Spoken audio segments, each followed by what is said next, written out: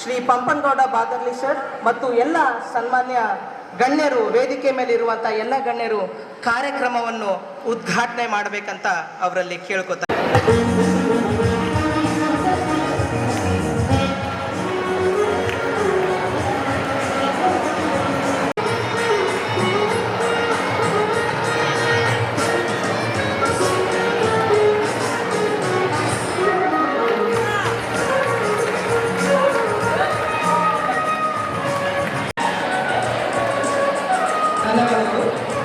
ಕಾರ್ಯಕ್ರಮವನ್ನು ಉದ್ಘಾಟನೆ ಮಾಡಿದ ಶ್ರೀ ಪಂಪನಗೌಡ ಬಾದರ್ಲಿ ಸರ್ ಅವರಿಗೆ ಕಾಲೇಜಿನ ಅಧ್ಯಕ್ಷರು ಹಾಗೂ ಫೌಂಡೇಶನ್ನ ಕಾರ್ಯದರ್ಶಿಗಳಾದ ಪ್ರೊಫೆಸರ್ ಚನ್ನಾರೆಡ್ಡಿ ಪಾಟೀಲ್ ಸರ್ ಅವರು ಹಸು ಮತ್ತು ಬಡತನ ಕಲಿಸ್ತದಂದ್ರೆ ತಪ್ಪಾಗ್ಲಿಕ್ಕಿಲ್ಲ. ಹಸು ಇದ್ದಾಗ ಮಾತ್ರ ನಾವು ಜೀವನದಲ್ಲಿ ಹೆಚ್ಚಿನ ವಿದ್ಯಾಭ್ಯಾಸ, ಯಾಕಂದ್ರೆ ಶಿಕ್ಷಣವೇ ಶಕ್ತಿ, ನಾಲೆಜ್ ಇಸ್ ಪವರ್ ಅಂತ ಯಾಕೆ ಹೇಳ್ತೀನಿ. Knowledge is power. ಒಳ್ಳೆಯ ಶಿಕ್ಷಣ ಮತ್ತು ಒಳ್ಳೆಯ ನಿಮ್ಮ ತಂದೆ ತಾಯಿಗಳು ಅನೇಕ ಕಷ್ಟಗಳನ್ನು ಎದುರಿಸಿ ನಿಮ್ಮನ್ನು ಸ್ಕೂಲಿಗೆ ಕಳಿಸ್ತಾರೆ.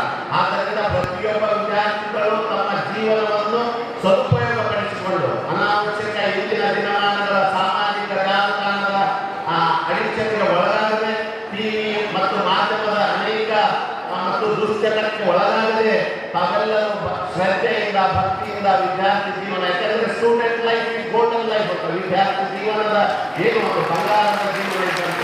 ಅದಕ್ಕೆ ಶಿಕ್ಷಣ, ನೀವು ಹಣ ಗಳಿಸ್ಬೋದು, ಹಣ ಮಾತು ಸಿಗಕ್ಕಾಗೋದಿಲ್ಲ, ಅದನ್ನ ಯಾರು ಕತ್ಕೊಂಡು ಹೋಗ್ಬೋದು, ಆಸ್ತಿಯನ್ನು ಕತ್ಕೊಂಡು ಹೋಗ್ಬೋದು.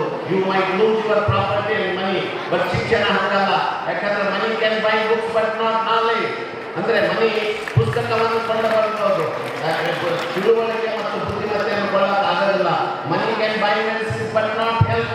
ಅಂದ್ರೆ ಹಣ ನಿನ್ನ ಔಷಧ ಕೊಂಡ್ಕೋಬಹುದು, ಆರೋಗ್ಯ ಕೊಳ್ಳಕ್ಕಾಗೋದಿಲ್ಲ. Money can buy bed but not sleep. ಅಂದ್ರೆ ಹಣ ಹಾಸಿಗೆ ಕೊಳ್ಳಬಹುದು, ಬಟ್ ನಿದ್ದೆಯನ್ನು ಕೊಳ್ಳಕ್ಕಾಗೋದಿಲ್ಲ. ನೀವು ಸಮಾಜದಲ್ಲಿ ಉನ್ನತ ಸ್ಥಾನದಲ್ಲಿ ನಾವೆಲ್ಲ ನಿಂಚಬೇಕಾದ ವಿದ್ಯಾರ್ಥಿಗಳು ತಾವು ಎಲ್ಲರೂ ಕಷ್ಟಪಟ್ಟು ಓದಿ ಒಳ್ಳೆಯ ವ್ಯಕ್ತಿ, ಒಳ್ಳೆಯ ವಿದ್ಯಾವಂತರಾಗಿ ಒಳ್ಳೆಯ ಪದವಿಗಳನ್ನು ಪಡೆದಾಗ ನೀವು ನಾಲೆಜ್ ಈಸ್ ಪವರ್ ಅಂತ, ಶಿಕ್ಷಣವೇ ಶಕ್ತಿ ಅಂತ ಅಂದಾಗ ಮಾತ್ರ ತಾವೆಲ್ಲರೂ ಒಳ್ಳೆಯ ರೀತಿಯ ಪ್ರತಿಭೆಗಳಾಗಿ ಹೊರಹೊಮ್ಮಿ ಇಂಥ ಒಂದು ಕಾರ್ಯಕ್ರಮ ಇನ್ನೂ ಹೆಚ್ಚಿನ ರೀತಿಯಲ್ಲಿ ಜರಗಲಿ. ಯಾಕಂದ್ರೆ ತಾವೆಲ್ಲ ಕೇಳಿರ್ಬೋದು, ಇವತ್ತಿನ ಜಗತ್ತಿನ ಅತ್ಯಂತ ಶ್ರೀಮಂತ ವ್ಯಕ್ತಿ ಯಾರಂದ್ರೆ ಹೇಳಿ?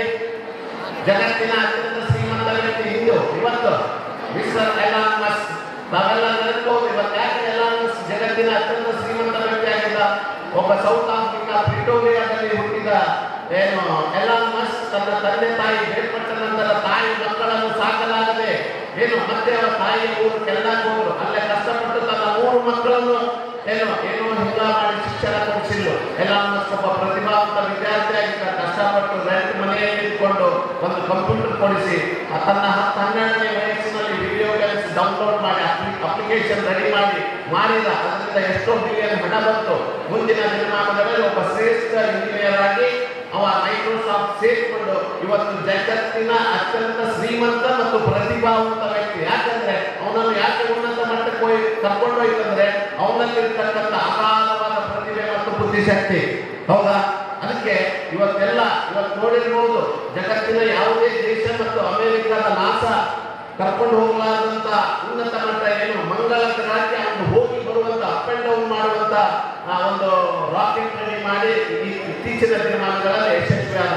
ಮುಂದಿನ ದಿನಮಾನಗಳಲ್ಲಿ ಮಂಗಳ ಗ್ರಹದಲ್ಲಿ ಏನು ರಿಯಲ್ ಎಸ್ಟೇಟ್ ಪ್ರಾರಂಭ ಮಾಡ್ತೀನಿ, ಇನ್ನು 10-20 ವರ್ಷದಲ್ಲಿ ಒಂದು 20 ಲಕ್ಷ ಜನರನ್ನ ಮಂಗಳ ಗ್ರಹಕ್ಕೆ ಕರ್ಕೊಂಡು ಹೋಗಿ ಅಲ್ಲಿ ವಾಸ ಮಾಡುವ ಇದನ್ನು ಕೊಡಿಸ್ತೀನಿ ಅಂತಂದು ಮೊಟ್ಟ ಮೊದಲ ಬಾರಿಗೆ ಜಗತ್ತಿನಲ್ಲಿ ಅಮೆರಿಕ ನಾಸಾ ಮಾಡಲಾಗದ ಶಕ್ತಿಯನ್ನು ಒಬ್ಬ ಪ್ರತಿಭಾವಂತ ವಿದ್ಯಾರ್ಥಿಯಾಗಿ ಜಗತ್ತಿನ ಶ್ರೇಷ್ಠ ತಜ್ಞನಾಗಿ ಶ್ರೀಮಂತನಾಗಿ ಎಲಾನ್ ಮಸ್ಕ್ ಮಾಡ್ತಾ ಇದ್ದಾನೆ. ಅದರ ಜೊತೆಗೆ ಅವನು 2 ಮಕ್ಕಳು, ಇನ್ನೊಬ್ಬ ಮಗ ಒಬ್ಬ ರೆಸ್ಟೋರೆಂಟ್ ಇದರಲ್ಲಿ ಚೈನಲ್ಲಿ ಸಕ್ಸಸ್ ಆದ, ಇನ್ನೊಂದು ತಂಗಿ ಎದರಲ್ಲಿ ಅಂದ್ರೆ ಫಿಲ್ಮ್ ಇಂಡಸ್ಟ್ರಿ ಅಮೆರಿಕಾದಲ್ಲಿ ಪ್ರತಿಭಾವಂತ ವಿದ್ಯಾರ್ಥಿ. ಯಾಕಂದ್ರೆ ತಂದೆ ತಾಯಿಗಳ ಕಷ್ಟವನ್ನು ತಾವೆಲ್ಲ ಅರಿತುಕೊಂಡಾಗ ಮಾತ್ರ ನಿಮ್ಮ ಶಿಕ್ಷಣಕ್ಕಾಗಿ ಏನೇನು ತ್ಯಾಗ ಮಾಡಿದ್ರು. ಯಾಕಂದ್ರೆ ನಾನು ಕೂಡ ಒಬ್ಬ ಬಡ ಗ್ರಾಮೀಣ ಭಾಗದ ರೈತ ಕುಟುಂಬದಲ್ಲಿ ಹುಟ್ಟಿ ಶಿಕ್ಷಣದ ಮಹತ್ವವನ್ನು ಅರಿತಾಗ ಮಾತ್ರ ಒಬ್ಬ ವೈದ್ಯ ಸರ್ಜನಾಗಲಿಕ್ಕೆ ತಮ್ಮದಲ್ಲಿರಲಿಕ್ಕೆ ಸಾಧ್ಯವಾಯಿತು.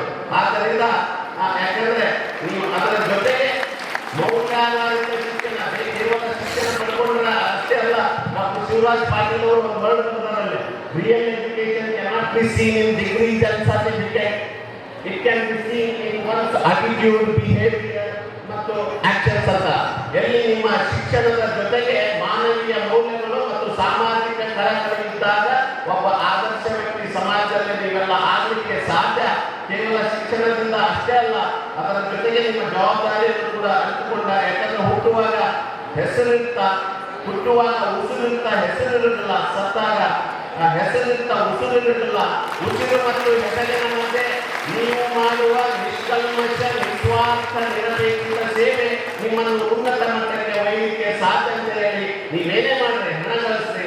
ಹಣ ಯಾವ ರೀತಿ ಗಳಿಸ್ಬೇಕಂದ್ರೆ, ನಾವು ತಿನ್ನುವ ಪದಾರ್ಥವನ್ನು ಬೇಯಿಸಲು ಉಪಯೋಗಿಸುವ ನೀರು ನಮ್ಮ ಪ್ರಾಮಾಣಿಕ ದುಡಿಮೆಯ ಪರಿಶ್ರಮದ ಬೆವರಿನಿಂದಾಗಿರಬೇಕೇ ಹೊರತು ಮತ್ತೊಬ್ಬರ ಕಣ್ಣೀರ ಹನಿಯಾಗಿರಬಾರದು. ಈ ಅರ್ಥವನ್ನು ಗಮನದಲ್ಲಿಟ್ಟುಕೊಂಡು ಪ್ರಾಮಾಣಿಕವಾಗಿ ಮುಂಬರುವ ದಿನಗಳಲ್ಲಿ ತಾವೆಲ್ಲರೂ ಬರುವ ಪರೀಕ್ಷೆಯಲ್ಲಿ ಈ ಒಂದು ಕಾರ್ಯಾಗಾರದ ಸದುಪಯೋಗವನ್ನು ಪಡ್ಕೊಂಡು ಒಳ್ಳೆಯ ಕಾಮರ್ಸ್ ತಗೊಳ್ಳಿ ಮತ್ತು ಸಾಹಿತ್ಯ ಕ್ಷೇತ್ರ ಮತ್ತು ಸಾಮಾಜಿಕ ಮತ್ತು ಹಿಸ್ಟಾರಿಕಲ್ ಐತಿಹಾಸಿಕರಲ್ಲಿ ಆರ್ಟ್ಸ್ ತಗೊಂಡು ತಾವೆಲ್ಲ ಪ್ರತಿಭಾವಂತ ವಿದ್ಯಾರ್ಥಿಯಾಗಿ ಈ ಕಾರ್ಯಕ್ರಮದ ಸದುಪಯೋಗ ಪಡ್ಕೊಂಡು ಬರೋಂಗೆ ಅಂತ ಹೇಳಿ ಮತ್ತೊಮ್ಮೆ ಜಸ್ಟಿಸ್ ಶಿವರಾಜ್ ರಾಷ್ಟ್ರೀಯ ಪ್ರತಿಷ್ಠಾನ ಮತ್ತು ಡಾಕ್ಟರ್ ಚೆನ್ನಾರೆಡ್ಡಿ ಅವರಿಗೆ ಈ ಕಾರ್ಯಕ್ರಮದಲ್ಲಿ ನನ್ನನ್ನು ನಾವು ಜೀವನದ ಉನ್ನತ ಸ್ಥಾನಕ್ಕೆ ಮುಟ್ಟಬಹುದು. ಆದರೆ ಆಯ್ಕೆ ನಮ್ಮದು. ಆಯ್ಕೆ ಯಾರು? Choice is yours. Choice is yours ಅಂತೇಳಿ. ಮತ್ತೆ ಇನ್ನೊಂದೇನಿದೆ, ವಿದ್ಯಾರ್ಥಿ ಜೀವನ ಹಾಳು ಮಾಡಿಕೊಂಡರೆ ಮುಂಬರುವ ಇಡೀ ಜೀವನವನ್ನೇ ಹಾಳು ಮಾಡಿಕೊಂಡಂತೆ ಎಂಬ ಪ್ರಶ್ನೆ ವಿದ್ಯಾರ್ಥಿಗಳಿಗೆ ಎಚ್ಚರಿಕೆ ಗಂಟೆಯಾಗಬೇಕು. ವಿದ್ಯಾರ್ಥಿಯನ್ನು ಹಾಳು ಮಾಡಿಕೊಂಡರೆ ಏನಾಗಬೇಕಂಗ ಮುಂಬರುವ ಇಡೀ ಜೀವನವನ್ನೇ ಹಾಳು ಮಾಡಿಕೊಂಡಂತೆ. ಎಂಥ ಅದ್ಭುತವಾದ ನುಡಿಗಳನ್ನ ನಮ್ಮ ಗೌರವಾನ್ವಿತ ನ್ಯಾಯಮೂರ್ತಿ ಶಿವರಾಜ್ ಸಾಹೇಬ್ ಹೇಳಿದ್ದಾರೆ. ಅವರು ಸ್ವತಃ ಬರೀ ಹೇಳಿಲ್ಲ, ಅವ್ರ ಜೀವನದಲ್ಲಿ ಅಂತ ಸಾಧಿಸಿದ್ದಾರೆ, ಆತ ನಡೆದು ತೋರಿಸಿದ್ದಾರೆ. ಒಬ್ಬ ಹಳ್ಳಿಗಾಡಲ್ಲಿ ಹುಟ್ಟಿರ್ತಕ್ಕಂಥ ತಮ್ಮಂತ ಸಾಮಾನ್ಯ ಪ್ರಜೆಯಾಗಿರ್ತಕ್ಕಂಥವರು ಓದಬೇಕಾದ್ರೆ ಎಷ್ಟು ಕಷ್ಟ ಇತ್ತು. ದಿವಸ 8 ಕಿಲೋಮೀಟರ್ ತಿರುಗಾಡಿ ನಡ್ಕಾತ ಹೋಗ್ಬೇಕಾಗಿತ್ತು ತಮ್ಮ ಊರಿನ ಮಲ್ಕಲಿಂದ ರಾಯಚೂರಿಗೆ. ಅವ್ರ ಒಳಗಡೆ ದೀಶಕ್ತಿತ್ತು, ನಾನು ಏನಾದರೂ ಮಾಡಬೇಕು, ನನ್ನ ಟೀಚರ್ಸ್ ಅಲ್ಲಿ ಸುಮ್ ಕೊಡೋದಲ್ಲ, ಸಾಲಿಲ್ಲದ ಸುಮ್ ಕೊಡೋದಲ್ಲ, ತಂದೆ ತಾಯಿ ಓದ್ಸಕ್ಕೆ ಸುಮ್ ಕೊಡೋದಲ್ಲ, ಓದಕ್ಕೆ ಒಳ್ಳೆಯ ವಾತಾವರಣದಿಂದ ಸುಮ್ ಕೊಡೋದಲ್ಲ, ನನ್ನೊಳಗಿರ್ತಕ್ಕಂಥ ಶಕ್ತಿ ಹೊರಗಡೆ ಪ್ರಕಟ ಆಗಬೇಕು, ನನ್ನ ಸಮಾಜದಲ್ಲಿ ಏನಾದ್ರು ದೊಡ್ಡ ವ್ಯಕ್ತಿ ಆಗಬೇಕಂತ ತಿಳ್ಕೊಂಡು ಅಷ್ಟೆಲ್ಲ ಓದಿದ್ರು. ಇವತ್ತ ಸುಪ್ರೀಂ ಕೋರ್ಟಿನ ನಿವೃತ್ತ ನ್ಯಾಯಾಧೀಶರಾಗಿ ಲಕ್ಷಾವಧಿ ಜನರಿಗೆ, ನಮ್ಮಂತ ಲಕ್ಷಾವಧಿ ಜನರಿಗೆ, ಯುವಕರಿಗೆ, ಲಕ್ಷಾವಧಿ ಜನ ವಿದ್ಯಾರ್ಥಿಗಳಿಗೆ ಮಾರ್ಗದರ್ಶಕರಾಗಿದ್ದಾರೆ. ಯಾರು? ನ್ಯಾಯಮೂರ್ತಿ ಶಿವರಾಜ್ ಸಾಹೇಬರು. ಇದೇ ಭಾಗದವರು. ಅದಕ್ಕೆ ಹೇಳ್ತಾರೆ, ಎಲ್ಲ ವಿದ್ಯಾರ್ಥಿಗಳು ನನಗಿಂತ ದೊಡ್ಡ ಬುದ್ಧಿ ಇರಬೇಕು, ನನಗಿಂತ ದೊಡ್ಡ ಬುದ್ಧಿ ಇರಬೇಕು. ಅವ್ರು ಕಷ್ಟ ಎಲ್ಲ ವಿದ್ಯಾರ್ಥಿಗಳು ನನಗಿಂತ ದೊಡ್ಡ ಬುದ್ಧಿ ಇರಬೇಕು. ನಮಗೆ ಓದಲಿಕ್ಕೆ ಯಾವುದೋ ವಾತಾವರಣ ಇರಲಿಲ್ಲ, ಓದಲಿಕ್ಕೆ ಸಪೋರ್ಟ್ ಇರಲಿಲ್ಲ. ಈಗ ಸರ್ಕಾರ ಸಪೋರ್ಟ್ ಇದೆ. ಈ ಥರ ಕಲ್ಯಾಣ ಕೊಟ್ಟಿರ್ತಕ್ಕಂಥ ನಮ್ಮ ಇವರು ಡಾಕ್ಟರ್ ಅವರು ಸಹಾಯ ಮಾಡಿದ್ದಾರೆ. ಇವತ್ತು ಮಧ್ಯಾಹ್ನ ಊಟದ ವ್ಯವಸ್ಥೆ ಮಾಡಿದ್ದಾರೆ. ಶಿಕ್ಷಣ ಅಧಿಕಾರಿಗಳು ತಮ್ಮೆಲ್ಲ ಶಿಕ್ಷಕರು ತಮ್ಮಿಂದ ಅಲ್ಲಿಂದ ಕರ್ಕೊಂಡು ಕೂಡಿಸಿದ್ದಾರೆ. ಎಲ್ಲರೂ ನಿಮ್ಮ ಸಲಹೆ ಸಹಾಯ ಮಾಡ್ತಾರೆ. ಆದರೆ ನಿಮ್ಮನ್ನು ನೀವು ಉದ್ಧಾರ ಮಾಡಿಕೊಳ್ಬೇಕು. ನಿಮ್ಮನ್ನು ನೀವು ಉದ್ಧರಿಸೋದು ಜಗತ್ತಿನ ಉದ್ಧಾರ ಮಾಡೋದು ಯಾರಿಗೂ ಸಾಧ್ಯ ಇಲ್ಲ. ಅದಕ್ಕೆ ಅಂತ ಒಂದು ಅದ್ಭುತ ಅವಕಾಶ. ಅದಕ್ಕೆ ಅವರು ಎಲ್ಲ ಎಕ್ಸಾಂಪಲ್ ಹೇಳಿದರು. ನಿಮ್ಮ ತಾನೇ ನಿಮ್ಮ ಹುಡುಗಿಯರಾಗಿದೆ. ಒಬ್ಬ ಹುಡುಗಿದ್ದು 9ನೇ ಕ್ಲಾಸ್ ಓದ್ತಾ ಇತ್ತು, 9ನೇ ಕ್ಲಾಸ್ ಓದ್ತಾ ಇದ್ದು. ಇಲ್ಲ ಮುಂದೆ ಕೇಳಿಸಲಿಲ್ಲ. ಅಲ್ಲ, ಭಾಳ ದೂರದಲ್ಲಿ ಭಾಳ ಸಲ ಕೇಳಿಸೋದು, ಇಲ್ಲದೆ ಕೇಳಿಸೋದಿಲ್ಲ. ನನ್ನ ಕಡೆ ನೋಡ್ಬೇಕು ನೀವು. ಸುಮ್ಮನೆ ಆ ಕಡೆ ವೇಸ್ಟ್ ಮಾಡ್ಬೇಕ್ರಿ. ಗೊತ್ತಾಯ್ತಲ್ಲ, ವೈದ್ಯರು ಟೈಮ್ ಎಲ್ಲರಿಗೂ ಸೇಮ್. ಇಂಗ್ಲೆಂಡರಿಗೆ, ಪಾಕಿಸ್ತಾನ, ಎಲ್ಲ ಜಗತ್ತಿನಲ್ಲಿ ಎಲ್ಲರಿಗೂ ಟೈಮ್ ಸೇಮ್. ಅವ್ರು ಯಾವ ಸಮಯದ ಸದುಪಯೋಗ ಮಾಡಿರ್ತಾರೆ ಅವರೇ ಜಗತ್ತಿನಲ್ಲಿ ಬಹಳ ಶ್ರೇಷ್ಠ ವ್ಯಕ್ತಿಗಳಾಗಿ ಮಾಡ್ತಾರೆ. ಅದಕ್ಕೆ 9ನೇ ಕ್ಲಾಸ್ ಹುಡುಗಿ ಎಲ್ಲರೂ ಹೇಳಿದ್ರು, ಒಬ್ಬ ಟೀಚರ್, ಗೌರವ ಟೀಚರ್ ಅಂತಾರೆ, ಏನಕ್ಕೆ ಒಬ್ಬ ಹಸು ನಾವು ಏನಾಗ್ತೀವಿ, ಮೇಡಮ್ ನಾನು ಸಾಫ್ಟ್ವೇರ್ ಇಂಜಿನಿಯರ್ ಆಗ್ತೀನಿ 60 ವರ್ಷಗಳಿಂದ. ಯಾಕೆ ಸಾಫ್ಟ್ವೇರ್ ಇಂಜಿನಿಯರ್ ಆಗ್ತೀನಿ? ಇಲ್ರಿ, ಸಾಫ್ಟ್ವೇರ್ ಇಂಜಿನಿಯರ್ ಆಗಿ ಕೋಟ್ಯಾನಿಗೆ ರೊಕ್ಕವನ್ನು ಗಳಿಸ್ತೀನಿ. ಅದೇನು ಭಾರಿ ಭಾಳ ಜನ ಇದಾರೆ ನಿಮ್ಮೂರಾಗ. ಯಾರ್ಯಾರು ಹೇಳಿ ಕೋಟ್ಯಾಧೀಶರು ಯಾರಲ್ಲ ಇಲ್ಲಿ ನೋಡಿದ್ರು ಭಾಳ ಜನ ಕೋಟ್ಯಾಧೀಶರು ಮೇಡಮ್. ಅದು ಯಾರ ಹೆಸರು ನೆನಪಿಲ್ರಿ. ನೀನು ಹಂಗೆ ಆಗ್ತಿದ್ರಿ, ಕೋಟ್ಯಾಧೀಶ ಆಗ್ತಿದ್ದಿ, ಆದರೆ ಯಾವ ಸಮಾಜಕ್ಕೆ ಉಪಯೋಗ ಇಲ್ಲದಂಗೆ ಆಗ್ತಿದ್ವಿ. ಅಲ್ರಿ ಮೇಡಮ್, ನಾನು ಕೋಟ್ಯಾಧೀಶ ಅದಕ್ಕಲ್ಲ, ನನ್ನ ಸಮಾಜದಲ್ಲಿರ್ತಕ್ಕಂಥ ದೀನಿಗೆ, ದಲಿತರಿಗೆ, ಬಡವರಿಗೆ, ಮಹಿಳೆಯರಿಗೆ, ಮಕ್ಕಳಿಗೆ ಯಾರು ಬಡತನಕ್ಕಿಂತ ಕೆಳಗಿದ್ದಾರೆ ಅವರಿಗೆ ಸಹಾಯ ಮಾಡೋ ಸಲುವಾಗಿ ನಾನು ಓದ್ತಾ ಇದ್ದೀನಿ ಎಂದುಕೊಂಡಿದ್ದು. ಯಾರ ಅಂದ್ರೆ ಆಕೆಗೆ ಸುಧಾಮೂರ್ತಿ, ಒಂದು ಲಗ್ನದ ಮುಂಚೆ ಸುಧಾ ಕುಲಕರ್ಣಿದ್ದು ಸುಧಾಮೂರ್ತಿ ಆಗಿದ್ದು. ಆಕೆಗೆ ಒಂದು ವಚನ, ನೀನು ಒಲಿದರೆ ಕೊರಡು ಪರರೋದಯ ಅಂತ ವಚನ, ಅಕ್ಕಮಾಜಿ ವಚನ. ನೀನು ಒಲಿದರೆ ಕೊರಡು ಪರರೋದಯ, ನೀನು ಒಲಿದರೆ ಬರಡು ಹಾಗ ಇದೆಲ್ಲ ಕನ್ನಡ ಟೀಚರ್ ನೀನಂದ್ರೆ ಭಗವಂತ ಒಲಿದ್ರಿ. ಭಗವಂತ ಅಂದ್ರೆ ಈ ಪೆಟ್ಟಿಗೆ ಏನಾಗ್ತದ ಅದು ಸಿಗಿತಾ ಇದ್ರಿ. ಎಲ್ಲ ಮಕ್ಕಳು ಕೇಳೋರು ಒಳಗಿರ್ತಕ್ಕಂಥ ಎಲ್ಲಿ ಸಿಗ್ತಾ ಇದ್ರಿ. ಅವ್ರು ಸುಧಾಮೂರ್ತಿ ಹೇಳಿದ್ರು, ಇಲ್ಲಿ ಮೇಡಮ್ ಅವರಿಗೆ ತಪ್ಪದ, ನೀನು ಒಲಿದರ ಕೊರಡು ಪರರೋದಂದ್ರೆ ನಾನು ಮನಸ್ಸು ಮಾಡಿದ್ದಾದ್ರೆ, ನಾನು ಯಾರು ನೀವು ಮನಸ್ಸು ಮಾಡಿದರೆ, ನಾನು ಮನಸ್ಸು ಮಾಡಿದರೆ ನನ್ನಲ್ಲಿ ಉತ್ಸಾಹ ಇರಲಿರ್ತಕ್ಕಂಥದ್ದನ್ನ ನಾವು ಉತ್ಸಾಹದಿಂದ ತಗೊಳ್ಳೋದು, ಉತ್ಸಾಹ ಮಾಡ್ಕೊಳ್ಳೋದು, ಅದು ಕೊರಡು ಕೊಡುವುದು. ನಾನು ಮಾಡಬೇಕಂತ ಒಂದು ಗುರಿ ಇಟ್ಕೊಂಡಿದ್ದಾದ್ರೆ, ಗುರಿ ಸಾಧಿಸುವ ಪ್ರಯತ್ನ ಮಾಡಿದ್ದಾರೆ, ಆ ಪ್ರಯತ್ನ ನಾವು ಕಷ್ಟಪಟ್ಟು ಪ್ರಾಮಾಣಿಕದಿಂದ ಪ್ರಯತ್ನ ಮಾಡಿದರೆ ಆ ಕಷ್ಟ ಫಲಿಸ್ತದೆ. ಆ ಕಷ್ಟ ಫಲಿಸಿದ ಅರ್ಥ ಏನು?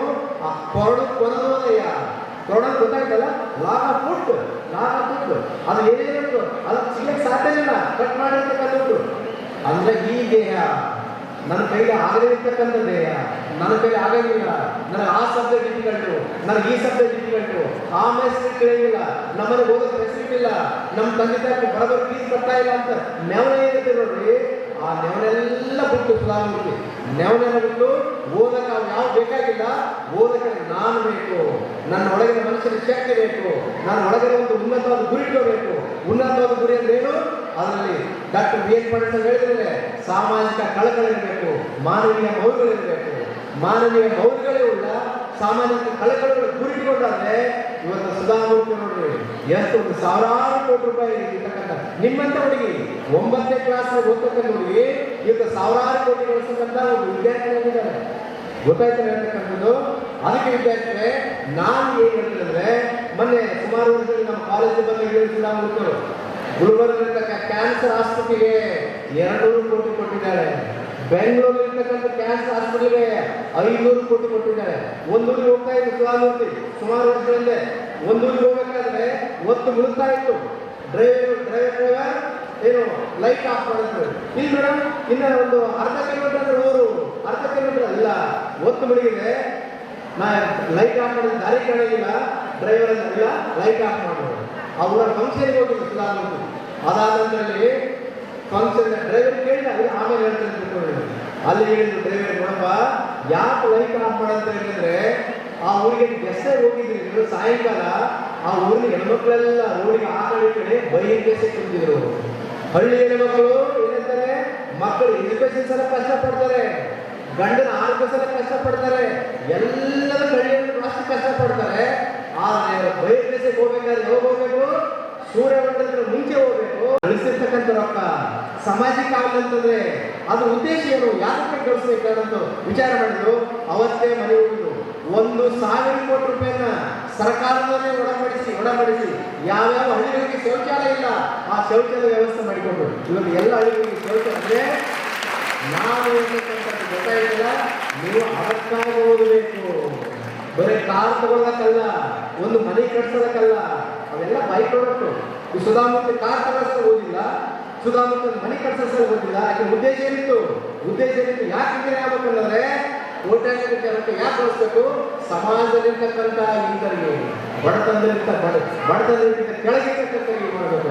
ಅದಕ್ಕೆ ವಿದ್ಯಾರ್ಥಿಗಳೇ, ನೀವು ಆ ಥರ ಉನ್ನತವಾದ ಗುರಿಟ್ಕೊಂಡು ಹೋಗಿದ್ದಾರೆ, ನೀವು ಅವ್ರಿಗೆ ಕಡಿಮೆ ಆಗಂಗಿಲ್ಲ. ಪ್ರತಿ ಸಲ ಹೇಳ್ತಾರೆ, ನನ್ನ ಒಬ್ಬ ಸುಧಾಮೂರ್ತಿ ಏನಾಗಿಲ್ಲ. ಎಲ್ಲ ಹುಡುಗಿಯರಿಗೆ ಹೇಳ್ತಾರೆ, ಎಲ್ಲ ಹುಡುಗಿಯರು ನೋಡಿ, ನಾನು 55-60% ವಿದ್ಯಾರ್ಥಿನಿ, SSLC 55-60% ವಿದ್ಯಾರ್ಥಿನಿ. ಆದ್ರೆ ಒಳಗಡೆ ಗುರಿ ಏನಿರ್ತಂದ್ರೆ ಇಂಥ ಅದ್ಭುತವಾದ ಗುರಿ ಇತ್ತು. ಏನು ಕಷ್ಟವನ್ನು ಕೊಡಲಿಲ್ಲ. ನಾ ಇಂಜಿನಿಯರ್ ಮಾಡ್ಬೇಕಾದ್ರೆ ಲೇಡೀಸ್ ಸೈಲೆನ್ಸ್ ಇರಲಿಲ್ಲ, ಅಲ್ಲಿ ಲೇಡೀಸ್ ಹಾಸ್ಟೆಲ್ ಇರಲಿಲ್ಲ, ಅದನ್ನು ಬಿಡಲಿಲ್ಲ. ಇಂಜಿನಿಯರಿಂಗ್ ಕಾಲೇಜ್ ಪ್ರಿನ್ಸಿಪಾಲು ನನಗೆ ಅಡ್ಮಿಷನ್ ತಗೊಳ್ಳಿಲ್ಲ ಇಲ್ಲಿ 400 ವಿದ್ಯಾರ್ಥಿಗಳಲ್ಲಿ ಒಬ್ಬ ಹುಡುಗಿ ಅಡ್ಮಿಷನ್ ಇಲ್ಲ ಅಂತ ಹೇಳಿದ್ರು. ಇಲ್ಲ, ನಾನು ಓದಲೇಬೇಕು, ಅದನ್ನು ಸಪರೇಟ್ ರೂಮ್ ಮಾಡಿದ್ರು. ಯಾಕೆ ಮಾತು ಹೇಳ್ತಾರೆ? ಓದಕ್ಕಂತ ಛಲ ಇದ್ದಾಗ ಬಲ ತಾನೇ ಬರ್ತದೆ. ನೀವು ಓದಬೇಕಂತ ಉತ್ಸಾಹ ಏನಿಲ್ಲ ಅಂದ್ರೆ ಓದೋಗಿ ಅದಕ್ಕೆ ಬಹಳ ಸೂಕ್ಷ್ಮವಾಗಿ ಹೇಳ್ತೀನಿ ಎಲ್ಲ ವಿದ್ಯಾರ್ಥಿಗಳಿಗೆ, ಯಾಕೆ ಓದಬೇಕು, ಒಳ್ಳೆ ಗುರುತ್ಕೋಬೇಕು, ಬಹಳ ಇಂಪಾರ್ಟೆಂಟ್ ಓದಿ ಗುರುಗಳು. ಇವರೆಲ್ಲ ದೊಡ್ಡ ಗಿಡ ಯಾಕೆ ಆಗಿದ್ದಾರೆ, ದೊಡ್ಡ ಗಿಡ ಗೊತ್ತಾಯ್ತಲ್ಲ, ಅಲ್ಲೆಲ್ಲ ಒಂದು ಅಂತ ಬೀಜ ಇಟ್ಟಿದ್ದಾರೆ ಮಾತ್ರ ಈ ತರ ಒಳ್ಳೆ ರೀತಿಯ ವಾತಾವರಣ, ನೀರು, ಮಳೆ, ಗಾಳಿಯಿಂದ ಆ ತರ ನಮಗೆಲ್ಲ ಆಶ್ರಯ ಕೊಡ್ತಕ್ಕಂಥ ಗಿಡಗಳಾಗಿದ್ದಾವೆ. ಬೀಜ ಇಲ್ಲ ಅಂದ್ರೆ ಎಷ್ಟು ನೀರು ಹಾಕಿದ್ರೇನು, ನಮ್ಮಂತರ ಸಾಯಿನ ಮಟ್ಟಿ ಬಂದು ಹೇಳಿದ್ರೇನು, ಏನಾದ್ರು ಫಲ ಕೊಡ್ತದ್ರಿ? ಸಾಧ್ಯನೇ ಇಲ್ಲ. ಅದಕ್ಕೆ ಗೊತ್ತಾಗಿತ್ತು ಅವ್ರ ತಾತ ಕಾವೇರಿ ಟೀಚರ್ ಇದ್ದ, ಬಸವಾದಿತ್ಯರ ವಚನ ಇಟ್ಟಿದ್ದ, ಅದಾದ ಮನೆಯಲ್ಲಿ ಎಲ್ಲ ಭಗವದ್ಗೀತೆ ಒಂದಲ್ಲ ಎಲ್ಲಾ ಧರ್ಮಗ್ರಂಥಗಳಲ್ಲಿ ಅದನ್ನೆಲ್ಲ ಓದಿ ಗೊತ್ತಾಯ್ತು, ಇದರಲ್ಲಿ ದಮ್ ಇದೆ, ಇದರಲ್ಲಿ ಶಕ್ತಿ ಇದೆ ಅಂತ ಗೊತ್ತಾಯ್ತು. ಅದಕ್ಕೆ ವಿದ್ಯಾರ್ಥಿಗಳೇ, ನೀವು ಆ ಥರ ಒಳ್ಳೆಯದು ಬಿಟ್ಕೋಬೇಕು. ಬಡತನ ಅದು ಯಾವುದು ಸಂಬಂಧನೇ ಇಲ್ಲ. ಇವತ್ತು ಮುಂದೆ ನಮ್ಗೆ ನಿರ್ಭಾಷೆ ಸರಸ್ವತಿ ಅವ್ರದ್ದೊಂದು ವಿಡಿಯೋ ನೋಡ್ತಾ ಇದ್ದೆ. ಎಲ್ಲ ಮಕ್ಕಳಿಗೆ ಮಾತಾಡ್ತಾರೆ, ಮಕ್ಕಳಿಗೆ ಏನ್ ಮಾತಾಡ್ತಾರೆ, ಒಬ್ಬ 9ನೇ ಕ್ಲಾಸ್ ಬಿಟ್ಟು ಅಲೆ ಮೇಲೆ ಆಗಿರ್ತಕ್ಕಂಥ ವಿದ್ಯಾರ್ಥಿ ದಿವಸ ಒಂದೊಂದೂರಿಗೆ ಚಾಪನೆ ಕೊಡ್ತ ವಿದ್ಯಾರ್ಥಿ ನಿರ್ಭಾಷೆ ಸರಸ್ವತಿ ಆಗಿರ್ತಾರೆ. ಬಾರಪ್ಪ ಇಲ್ಲ ಅಂತ ನೀವು ಓದ್ತಿದ್ದೇನೋ? ಇಲ್ರಿ, ನಾನು ಓದಬೇಕಂತದ, ಆದ್ರೆ ನಮ್ಮ ತಂದೆ ತಾಯಿ ಬಹಳ ಬಡವಿರ್ತಾರೆ, ದಿವಸ ಕೂಲಿ ಕೆಲಸಕ್ಕೆ ಹೋಗ್ಬೇಕು ನಾನು. ಇಲ್ಲ, ನೀವು ಓದ್ತಂದ್ರೆ ನಮ್ಮ ಮಠದಲ್ಲಿ ಓದ್ತೀನಿ, ನಿನಗೆ ನಮ್ಮ ಮಠ ಇದೆ, ಮಠದಲ್ಲಿ ಓದ್ತಾರೆ ಕರ್ಕೊಂಡು ಅಕ್ಷರಗಳಿಗೆ ಓದ್ತಾರೆ. ಅದು ಒಂದು ಅಕ್ಷರ ಬರೆಯಕ್ಕಾಗಲ್ಲ. 9ನೇ ಕ್ಲಾಸು ಕನ್ನಡದ ಅಕ್ಷರ ಬರೆಯಕ್ಕಾಗಲ್ಲ, ಇಂಗ್ಲಿಷ್ ಅಕ್ಷರ ಬರೆಯಕ್ಕಾಗಲ್ಲ. ಸರ್ ನಾವು ಒಂದೇ ಓದ್ತಾರೆ. ಇಲ್ಲ ನಾನು ಓದಿಸ್ತೀನಿ ಮಾಡ್ಕೊಂಡು 9ನೇ ಕ್ಲಾಸಿಂದ ಅಕ್ಷರಾಭ್ಯಾಸ ಶುರು ಮಾಡಿಸ್ತಾರೆ. ನೀನು IAS ಆಗಬೇಕು, ತಪ್ಪಿದ IPS ಆಗಬೇಕು, ಎರಡನೇ ಮಾತೇ ಇಲ್ಲ.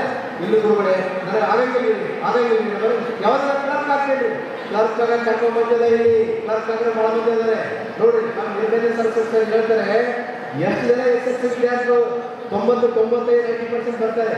ಆದ್ರೆ ಮುಂದೆ ಏನಾಗ್ತಾರೆ ಅಂದ್ರೆ, ಮುಂದೆ ಒಳ್ಳೆ ಮೋಟಿವೇಶನ್ ಸಿಗಲಾದ್ರೆ ಕ್ಲರ್ಕ್ ಆಗ್ತಾರೆ, ಕುಮಾರ್ಸ್ ಆಗ್ತಾರೆ, ಏನೇನು ಆಗ್ತಾರೆ. ಆಗಬಾರ್ದಂತಲ್ಲ, ಅವರಲ್ಲಿ ಇನ್ನೂ ಜಾಸ್ತಿ ಶಕ್ತಿ ಇರ್ತದೆ, ಇನ್ನೂ ಉದ್ಯೋಗ ಶಕ್ತಿ ಇರ್ತದೆ. ಆದ್ರೆ ಅವ್ರಿಗೆ ಪ್ರಾಪರ್ ಗೈಡೆನ್ಸ್ ಇರೋಂಗಿಲ್ಲ, ಪ್ರಾಪರ್ ಮೋಟಿವೇಶನ್ ಇರೋದು. ಹೀಗಾಗಿ ಆ ನಿರ್ಭಯ ಸರಸ್ವತಿ ಸ್ವಾಮಿಗಳು ಸಿದ್ದೇಶ್ವರ ಸ್ವಾಮಿ ಕರ್ಕೊಂಡು ಹೋಗಿ ಮಾತಾಡಿಸಿ ಇವತ್ತ ಅವ್ರಿಗೆ ಟ್ರೈನಿಂಗ್ ಕೊಟ್ಟು ಏನಾಗಿದ್ದಾರೆ ಅಂದ್ರೆ, ಖಡಕ್ SP ರವಿ ಡಿ ಚಂದನ್, ಅವ್ರ ಹೆಸರೇನು ರವಿ ಡಿ ಚಂದನ್ ಅವರು, ಖಡಕ್ SP.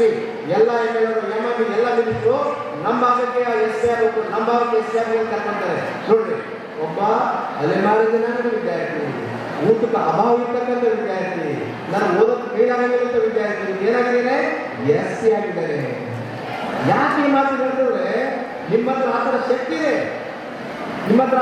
ಅಷ್ಟು ಸ್ಟ್ರಾಂಗ್ ಇದ್ದೀರಿ ನೀವು, ಒಳ್ಳೆ ರೀತಿ ಮಾರ್ಕ್ಸ್ ಬರ್ತಾರೆ, ಒಳ್ಳೆ ರೀತಿ ಮನೆ ಪೇರೆಂಟ್ಸ್ ಸಪೋರ್ಟ್ ಮಾಡ್ತಾರೆ. ನಾವು ಏನಾಗಬೇಕಂತ ಉನ್ನತವಾದ ಗುರಿ ಇಲ್ಲ ಅಷ್ಟೇ, ಗುರಿ ಇರಬೇಕು. ಆ ಗುರಿ ಮುಟ್ಟೋರಿಗೆ ಬಿಡ್ಲೇಬಾರದು, ಕೈ ನೋಡ್ಲಿ, ಕಾಲು ನೋಡ್ಲಿ, ಏನ್ ಬೇಕಾಗಲಿ, ಗುರಿ ಮುಟ್ಟೋರಿಗೆ ಬಿಡಬಾರ್ದು. ಮೊನ್ನೆ ತಾನೇ ಒಂದು ಎಕ್ಸಾಂಪಲ್ ನಿಮಗೆಲ್ಲ, ಅರಳಿಮಾಸನ್ ಅಂತ ನಿಮಗೆಲ್ಲ ಗೊತ್ತಿದೆ. ಅರಳಿಮಾಸನ್ ಅಂತ ವಿದ್ಯಾರ್ಥಿ, ಅರಳಿಮಾಸನ್ ಅಂತಕ್ಕಂಥ ಉತ್ತರ ಪ್ರದೇಶ ವಿದ್ಯಾರ್ಥಿ, ಆಕೆ ಸಣ್ಣ ವಯಸ್ಸಲ್ಲೇ 7ನೇ ಕ್ಲಾಸ್ 8ನೇ ಕ್ಲಾಸ್ ಇರಬೇಕಾದ್ರೆ ಎವರೆಸ್ಟ್ ಏರ್ಬೇಕಂತ ತಿಳ್ಕೊಂಡಿರ್ತಾರೆ. ಏನಿರ್ಬೇಕಂತ ತಿಳ್ಕೊಂಡಿರ್ತಾರೆ, ಎವರೆಸ್ಟ್ ಇರಬೇಕು. ಎಲ್ಲ ವಿದ್ಯಾರ್ಥಿಗಳು ಕೇಳಬೇಕು. ದಿವಸ ಪ್ರಾಕ್ಟೀಸ್ ಮಾಡ್ತಾ ಇರ್ತಾರೆ. ಒಂದ್ ಕಡೆ ಬಿಹಾರ ವಾಲಿಬಾಲ್ ಹೋಗಿರ್ತಾರೆ, ವಾಲಿಬಾಲ್ ಬೋರ್ಡ್ ಬೆಳೆದು ಬರ್ತಾರೆ. ಟ್ರೈನಿಂಗ್ ಬರಬೇಕಾದ್ರೆ ಬೇರೆ ಸ್ಟೇಟ್ ಮಕ್ಕಳೆಲ್ಲ ಹುಡುಗರು ಏನ್ ಮಾಡ್ತಾರೆ, ಆಕೆ ಟೀಕೆ ಮಾಡಿ ಬೋರ್ಡ್ ಮೇಲೆ ಕಸರತ್ತು ಹೋಗಿ ಆಕೆ ಟ್ರೈನಿಂದ ಹೊರಗೆ ಕೊಡ್ತಾರೆ. ರಾತ್ರಿ 1 ಗಂಟೆಗೆ ಹೊರಗೆ ಪುಷ್ ಮಾಡ್ತಾರೆ ನೋಡಿ ಆ ವಿದ್ಯಾರ್ಥಿ. ಆಮೇಲೆ ಟ್ರೈನಲ್ಲಿ ಕೂತಾಳೆ, ಸುಮಾರು 40-42 ಟ್ರೈನ್ ಆಕೆ ಮೇಲೆ ಹೋಗ್ತಾರೆ. 40 ಜನ ಟ್ರೈನ್ ಸತ್ತಂತಿರ್ತಾರೆ. ಆದರೆ ಟ್ರೈನ್ ನೋಡ್ಕೊಳ್ತಕ್ಕಂಥ ಕೆಲವು ಜವಾನ್ ಏನ್ ಮಾಡ್ತಾರೆ, ಆಕೆ ಇಂಥದ್ದು ಹಾಸ್ಪಿಟಲೈಸ್ ಮಾಡ್ತಾರೆ, ಡಾಕ್ಟರ್ ಟ್ರೀಟ್ ಮಾಡ್ತಾರೆ. ನೋಡಮ್ಮ, ನಿನಗೆ ಆಪರೇಷನ್ ಮಾಡಬೇಕಂತ ತಂದೆ ತಾಯಿ ಹೇಳ್ತಾರೆ. 32 ಆಪರೇಷನ್ ಮಾಡ್ತಾರೆ. ಆಪರೇಷನ್ ಮಾಡಿ ಅದಾದ